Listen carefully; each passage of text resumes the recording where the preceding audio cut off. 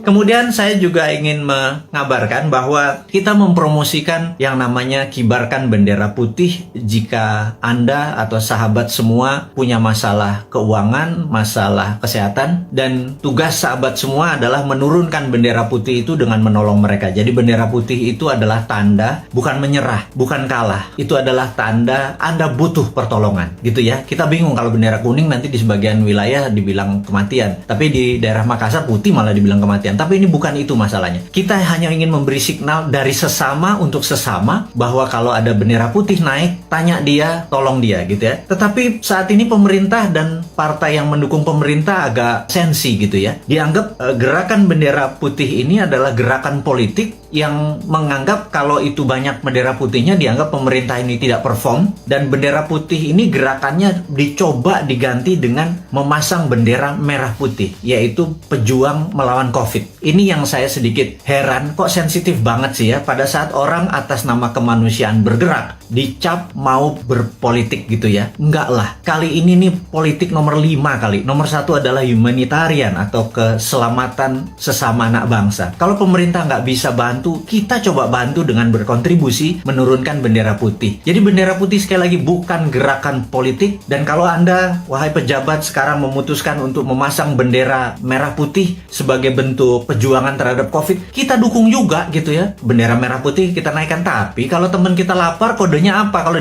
ditaiknya bendera merah putih kan perjuangan gitu ya. Nah, tapi terlalu politik. Sekali lagi, ini bukan politik. Nggak ada niat untuk kita-kita yang mempromosikan bendera putih ini sebagai gerakan politik. Gerakan bendera putih adalah gerakan sosial, tidak ada niatan untuk berpolitik. Anda aja yang menjabat. Toh 2024 Anda juga selesai semua jabatannya ya. Dan saya titip ya, tolong utangnya jangan banyak-banyak, karena kami repot bayarin utang Anda gitu ya. Sekali lagi, kami nggak akan cawe-cawe kok sama Anda ya, tapi pasti kami suruh bayar gitu ya. Dan Anda ya mbok jangan nambah lagi utangnya gitu ya. Berat loh, hampir 6.500 triliun utangnya saat ini, dan pilihannya itu juga masih ngutang lagi, nambah 500 triliun lagi. Itu kalau hampir berapa ya, kalau nanti di akhir masa jabatan hampir 10.000 triliun. Itu kalau bunganya 5% setahun, 500 triliun hanya untuk bayar bunganya. Kasihan Pak, kita-kita nih Pak, New Mind ini Pak, nyaurin utang gitu ya. Anda dapat nama sama pestanya, kita yang nyuci piring Pak. Ya kasihan dikit lah, kasihan dikit buat anak-anak New Mind yang nanti berkuasa ini ya Pak ya. Jadi wahai pejabat, sekarang Anda boleh lakukan apapun, tolong jangan nambah utang gitu ya. Pusing kita nanti bayarnya, anak cucu kita bayarnya. Tapi tenang, kalau New Mind berkuasa, Anda nggak diganggu kok. Nggak ada masalah legal, nggak masalah buzzer menyerang Anda. Nggak lah. Anda aja yang pakai buzzer itu untuk membunuh karakter orang-orang yang tidak setuju. Silahkan Anda aja. Kita tidak akan balas. Itu bedanya. Kita akan mikul dur, mendem jeruk. Kita mendem rasa kita. Kita akan kelarkan ini. Tidak ada dendam di antara kita. Bahkan Anda ngutang, monggo. Tapi jangan banyak-banyak. Karena kita akan nyaur. Tenang ya. Saya nggak yakin Anda bisa nyaur atau membayar utang tersebut. Tapi New Mind bisa. Jadi sekali lagi, pesan kepada pejabat, Anda masih punya 3 tahun. Bendera putih bukan gerakan politik. Bendera merah putih Anda adalah gerakan politik. Anda mau berjuang melawan COVID, kita juga berjuang melawan COVID. Kita mau membantu sama, itu adalah gerakan kita. Anda nggak dukung, nggak apa-apa. Anda mau menjalankan 3 tahun lagi, monggo, silahkan. Kami nggak cawe-cawe. Tapi pesan satu aja, jangan nambah ngutang ya, gitu. Karena repot kalau ngutang diperpanjang, karena pasti kami yang nyaur. Anda sekarang silahkan. Terus kedua, Anda boleh menggunakan buzzer, silahkan membunuh siapapun yang Anda mau oposisi, Anda mau eksekusi dengan buzzer Anda, silahkan.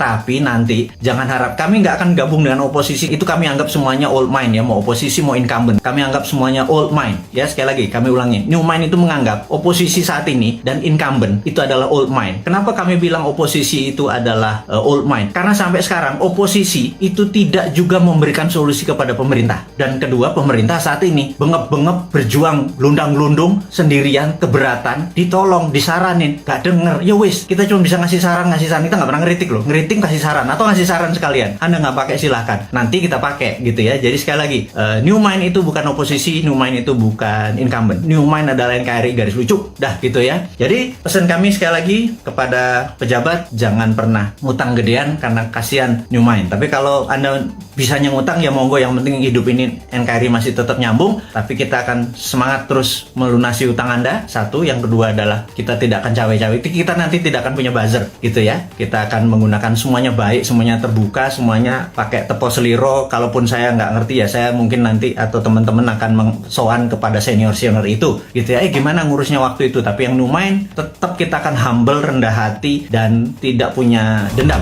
ya.